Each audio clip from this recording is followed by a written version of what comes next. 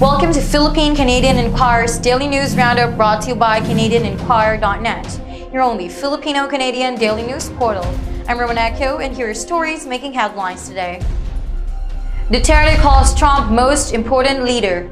Hailing U.S. President Donald Trump as a world leader of utmost importance, President Rodrigo Duterte guaranteed that he would treat him in the most righteous way this November in their anticipated bilateral meeting on the 31st Association of Southeast Asian Summit in the Philippines. Quote, "I would deal with U.S. President Trump in the most righteous way, welcome him as an important leader, as a matter of fact, the most important leader on this side of the planet, and I would have to listen to him, what he has to say," unquote, Duterte said. The president also stressed his commonalities with Trump. According to him, they share the same stand in fighting illegal drugs, among others. Quote, "We move our mouths in the same cadence, for example, like declaring a national emergency regarding the drug issue," unquote, Duterte said. Moreover, Duterte said that he will discuss with Trump the issues in terrorism, the bilateral relations of the two countries, solutions on drug woes, and matters regarding North Korea, which he said is the most significant. Liberals warned to be careful before approving China bid for Calgary's Aecon, as Trudeau's Liberals weigh a Chinese state-owned company's bid to take over Canadian Aecon Group. They are being warned to proceed with caution.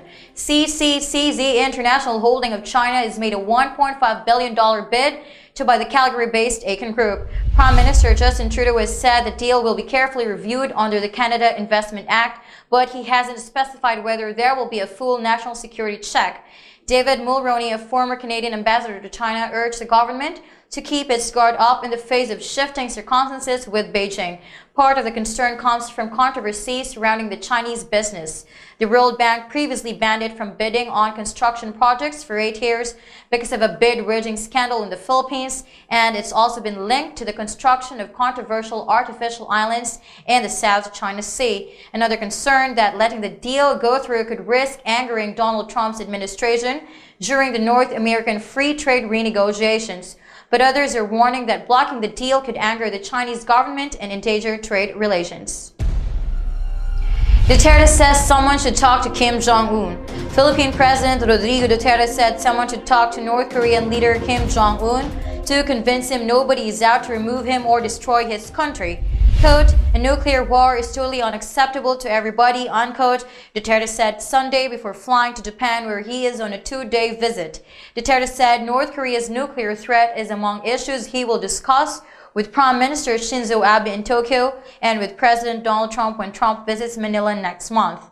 He suggested the U.S., Japan, South Korea, and others assure Kim nobody is threatening him and to ask him to stop threatening a nuclear attack. Quote, "It would be good if America, Japan, Korea, and Mr. Kim Jong Un talk and to convince him to sit down on a round table and just tell him that nobody's threatening him, that there will be no war, and that if he can just tone down or stand down, stop the threats, and that would be the same for America," unquote, he added. The one single country that can calm down Kim is China, Duterte added during his pre-departure news conference in southern Davao City. That wraps up our news here on PZI Daily News Roundup. Thank you for joining us. For more news stories, visit our website at www.canadianinquirer.net.